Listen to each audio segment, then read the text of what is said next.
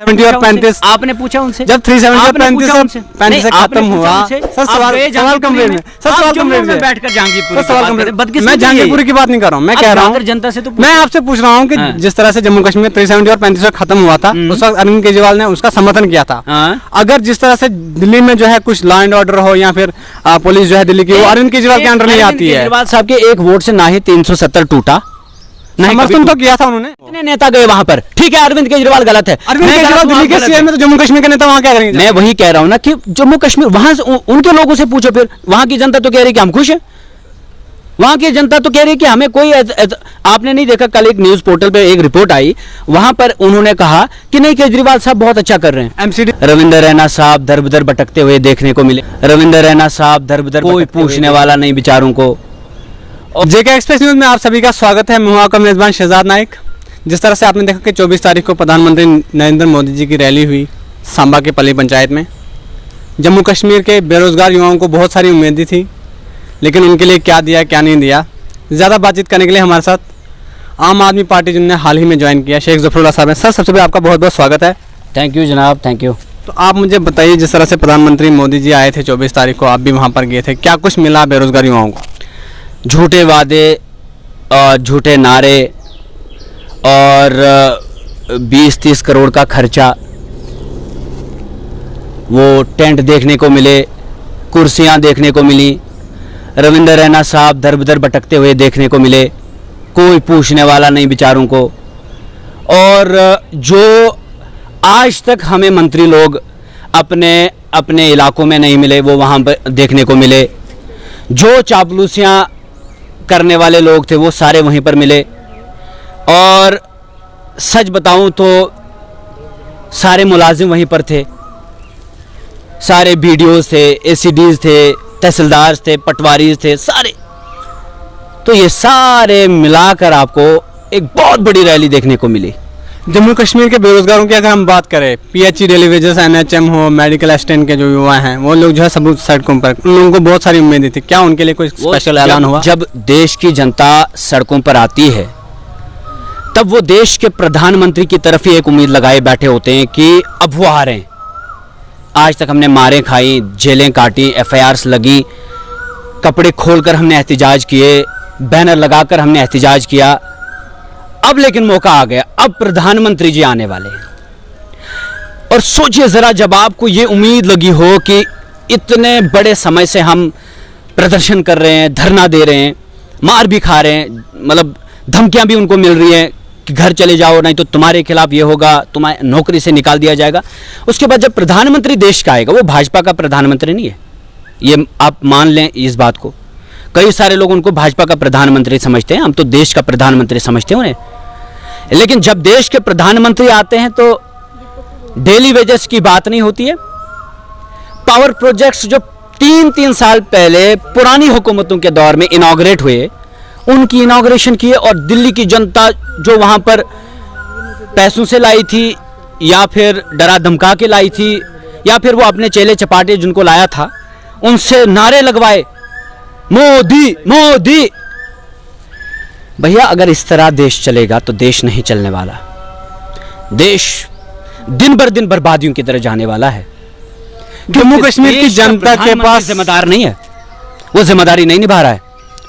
वो बस बादशाहत भी इस तरह से पहले हुआ करती थी कि जनता को आदेश मिलते थे, कल तुम्हें आना है, नहीं तो तुम्हें गिरफ्तारी तुम्हारी होगी, नहीं तो तुम्हें निकाल दिया जाएगा, प्रजा आ जाती थी। शेख जफर साहब, जम्मू कश्मीर की जनता के पास ऑप्शन क्या है? जनता समझ चुकी है जम्मू कश्मीर में। अब आप बोलेंगे सियासत आप भी करें, नहीं, इस चीज को जम्मू कश्मीर की जनता महसूस कर रही है कि आम आदमी पार्टी यानी अरविंद केजरीवाल, जो मंदिर मस्जिद से हटकर, हिंदू मुसलमान से हटकर, कब्रिस्तान शमशान घाट से हटकर वो स्कूल की बात करते हैं, एजुकेशन की बात करते हैं, अस्पतालों की बात करते हैं और बेहतर जिंदगी एक नागरिक की हो उसकी बात करते हैं। वो एक विकल्प के तौर पर आवाम के सामने उभर रहे हैं। बट जम्मू की जनता को भी ये समझना होगा, ये नारों में बह जाते हैं। और 20 साल मोदी साहब निकालेंगे, इनके साथ भाजपा निकालेगी, 20 साल के बाद ये जब पीछे लौट कर मुड़ कर देखेंगे वहाँ खस्ताली होगी, बर्बादी होगी। जिस तरह कश्मीर की आवाम ने 70 साल से नेशनल कॉन्फ्रेंस और पीडीपी को दिए, उसी तरह बेवकूफ़ बनाया जा रहा है जनता को। जम्मू में भी कुछ नहीं मिलने वाला धोखों के अलावा। क्या डेली वेजर में हिंदू समाज के लोग नहीं है? उन्हीं को परमानेंट कर दीजिए कम से कम। अगर मुसलमानों के खिलाफ आप हैं तो कम से कम उनका ख्याल रखें। असल में इस पार्टी के पास कोई भी विजन नहीं है। बस ये अस्पताल बनाने से बेहतर मंदिर को बनाना समझते हैं, ये स्कूल के बनाने से बेहतर स्कूल तोड़ने की बात करते हैं, उसमें इनको राहत मिलती है। और ये जो है जनता समझ चुकी है और जनता इनको आने वाले इलेक्शन में जवाब देगी। और भारतीय जनता पार्टी जो 50 के पार की बात करती है, 5 के पार अगर गई तो आपको रविंद्र रैना साहब के सामने लेकर जाऊंगा और मुबारकबादी दूंगा उनको।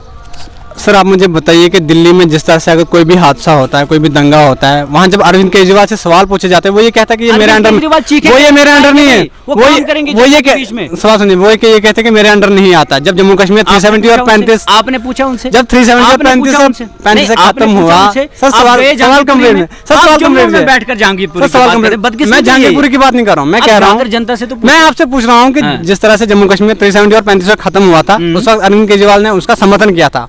अगर जिस तरह से दिल्ली में जो है कुछ लॉ एंड ऑर्डर हो या फिर पुलिस जो है दिल्ली की, वो अरविंद केजरीवाल के अंडर नहीं आती है। केजरीवाल साहब के एक वोट से ना ही 370 टूटा, समर्थन तो किया था उन्होंने, ना ही कभी टूटता। जिन लोगों ने यहाँ छुप छुप कर मीटिंगें की, 70 साल उसको खोखला किया, प्राइम मिनिस्टर हमसे छीनकर चीफ मिनिस्टर दिया। और भाजपा सरकार का तो उनका तो काम ही है कंफ्यूजन करना, ये किया हमने, वो तोड़ा हमने। देखो 370 तोड़ा, मंदिर तोड़ा, स्कूल तोड़े, अस्पताल तोड़े, अवाम अब इनके बैलेट बॉक्स पे तोड़ेगी। जो ताकत हमारे पास है ना, वो भाजपा के पास नहीं। आने दो वक्त, आप खुद देखेंगे।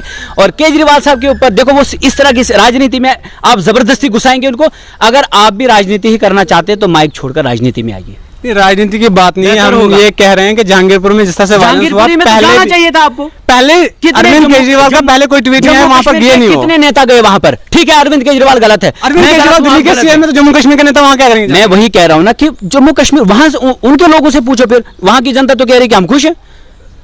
वहां की जनता तो कह रही है कि हमें कोई आपने नहीं देखा, कल एक न्यूज पोर्टल पे एक रिपोर्ट आई, वहां पर उन्होंने कहा कि नहीं केजरीवाल साहब बहुत अच्छा कर रहे हैं। एमसीडी के चुनाव होने, वहां पर लोगों ने कहा हम अरविंद केजरीवाल को वोट नहीं देंगे, नहीं होता। उन्होंने कहा कि हम वोट नहीं देंगे अरविंद केजरीवाल को। एमसीडी वो किसने कहा भाई? भाजपा के वहां पर लोग थे सर, भाजपा के लोगों को कवर करते हैं जनाबे वाला। मुझसे पूछे ना, दिल्ली के जाकर लोगों से पूछे, 70 सीटों में से 67 सीटें मिली हैं।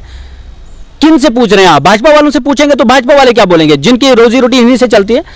ऐसी बात नहीं है जनाबे वाला। केजरीवाल साहब जो है बहुत साफ शफाफ पॉलिटिक्स कर रहे हैं और इल्जामात लगाने से बेहतर है कि उनकी हकीकी राजनीति को देखें, उनका संघर्ष देखें। वो 12 साल पहले सड़क पर थे और इनकम टैक्स कमिश्नरी छोड़कर आए थे, चाय छोड़कर नहीं आए थे।